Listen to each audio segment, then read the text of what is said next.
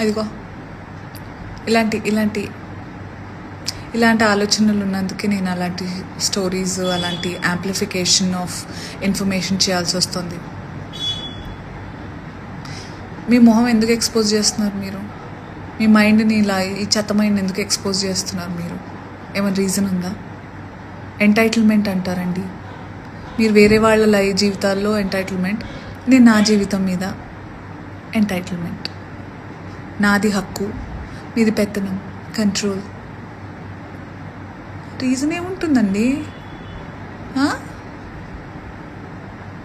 అసలు ఎక్స్పోజింగ్ ఏంటి అసలు? ఆ మైండ్ ఏంటి?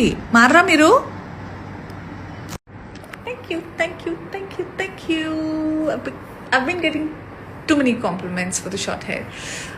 Like ఇప్పుడు కాదు, ఎప్పుడు ప్రతిసారి it's like a summer thing for me. And this time అయితే I felt too heavy in my head with whatever was happening back then. And అని టు బి ఆనెస్ట్, జుట్టు కట్ చేసిన తర్వాత చాలా బరువు తగ్గింది, like practically, mentally.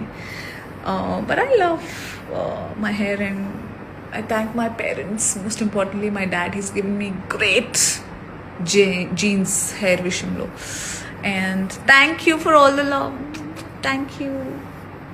And short hair నచ్చిన వాళ్ళకి జుట్టు పెరిగిపోతుంది లేండి, అది కూడా త్వరలో ఆ లుక్లో కూడా కనిపిస్తాను.